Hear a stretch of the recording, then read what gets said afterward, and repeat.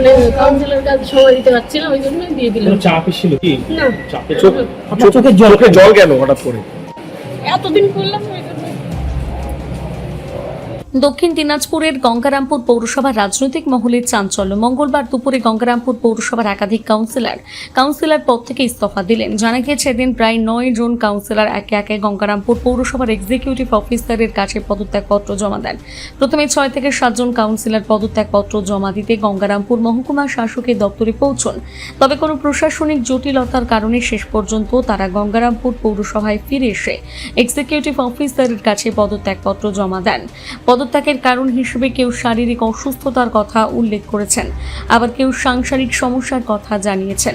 এদিন গঙ্গারামপুর পৌরসভার 4 নম্বর ওয়ার্ডের কাউন্সিলর মানিক রায়, 5 নম্বর ওয়ার্ডের কাউন্সিলর লক্ষ্মী বর্মন, 6 নম্বর ওয়ার্ডের কাউন্সিলর অতনু রায়, 8 নম্বর ওয়ার্ডের কাউন্সিলর আশুতোষ ধর, 9 নম্বর ওয়ার্ডের কাউন্সিলর অর্চনা সরকার, 13 নম্বর ওয়ার্ডের কাউন্সিলর পাপড়ি কর্মকার সাহা, 14 নম্বর ওয়ার্ডের কাউন্সিলর মুক্তি চৌধুরী, 16 নম্বর ওয়ার্ডের কাউন্সিলর সুভদ্রা রাজবংশী এবং 17 নম্বর ওয়ার্ডের কাউন্সিলর সুভাষ কুণ্ডু, 18 নম্বর ওয়ার্ডের কাউন্সিলর বিশ্বজিৎ মুর্মু পদত্যাগপত্র জমা দেন।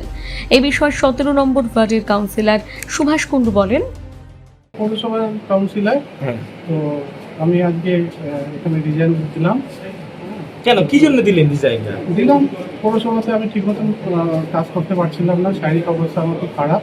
সেই জন্য আমি মনে করলাম যে ওয়ার্ডে পরিশ্রম করতে পারছি না, সবাইকে পরিষেবা দিতে পারছি না, সেই জন্য আমি নিজে সে করেই আমি কতজন দিল? আর আপনার সঙ্গে দেখলাম অনেক বললাম না, আমি দিলাম, মিটিং করতে পারছি। পুরো কি প্রেশার এসেছিল আপনাদের? না, আমার কাছে কোনো প্রেশার আসেনি, আমার কাছে আমরা দেখলাম আপনি এইচডিওর কাছেও গিয়েছিলেন, সেখানে কি হলো? এসডিও কাছে গিয়েছিলাম, ভাবছিলাম যে এসডিও ওখানে হবে, কিন্তু ওখান থেকে বলে দিলাম না, এটা পৌরসভাতেই দিতে হবে।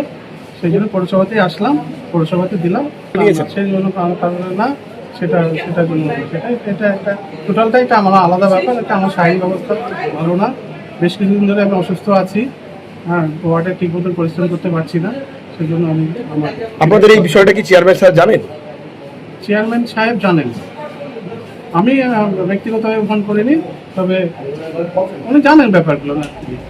তবে পদত্যাগ করতে এসে 16 নম্বর ওয়ার্ডের কাউন্সিলর সুভদ্রা রাজবংশীর চোখে জল লক্ষ্য করা যায়। তিনি সংবাদ মাধ্যমের মুখোমুখি হতেই বলেন, বাড়িতে ব্যক্তিগত কাজের জন্য মানে কাউন্সিলর কাজ সময় দিতে পারছি না, ওই জন্য দিয়ে দিলাম। চাপ ছিল কি? না, চোখে জল কেন হঠাৎ করে?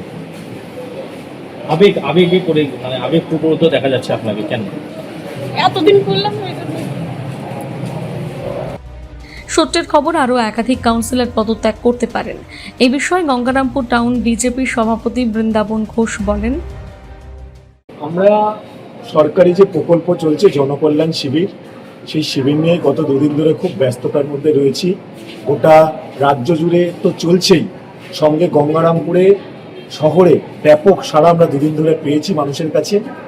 তারপরে হঠাৎ করে জানতে পারলাম গঙ্গারামপুর পুরসভায় নাকি যারা রানিং কাউন্সিলর ছিলেন, ছাপ্পা ভোটের কাউন্সিলর, তারা বেশ কয়েকজন এসে নাকি রেজিগনেশন দিয়েছেন, তারা তাদের দায়িত্ব থেকে মুক্ত হতে চেয়েছেন। বিষয়টা ওদের দলীয় বিষয়, কেন তারা চেয়েছেন আসলে গতকাল একটা ঘটনা ঘটেছে, আপনারা হয়তো বিভিন্নভাবে জানতে পেরেছেন। তো ভাইস চেয়ারম্যানকে যখন এই ধরনের ডাক শুনতে হয়েছে বা এই ধরনের অপমানিত হতে হয়েছে, সেক্ষেত্রে এনারা সাধারণ কাউন্সিলর, এনারা তো কেউ ধোয়া তুলসী পাতা নন। এনারা নিজেদের সম্মান বাঁচানোর জন্যই আগে ভাগে হয়তো কিছু একটা সেফগার্ড নিলেন। ওনাদের দল আছে, ওনাদের বোর্ড আছে, ওনারা বুঝবেন। এই বিষয়ে আমাদের তেমন কিছু বলার নেই। আগামীতে আমাদের যদি কিছু করার থাকে প্রশাসনিকভাবে এই পৌরসভাটা চলতে তো হবে।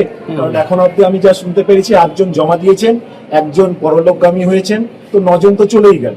তাহলে এই বোর্ডটা তো আইনতভাবে আর থাকে না।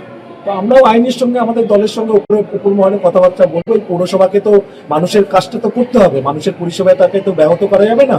তো আগামী দিন থেকে কি করে পৌরসভা চলবে তার ব্যবস্থা আইনি যেভাবে চলবে সেভাবে নিতে হবে। বর্তমান সময় পর্যন্ত তাহলে কিভাবে চলবে? তাহলে কি এখন এক্সিকিউটিভ চালাবেন, তারপরে এসডিও সাহেবের কাছে আমরা এটা খবরটা জানাবো এবং এক্সিকিউটিভকেও আমরা বললাম খবরটা এসডিও সাহেবকে জানাতে।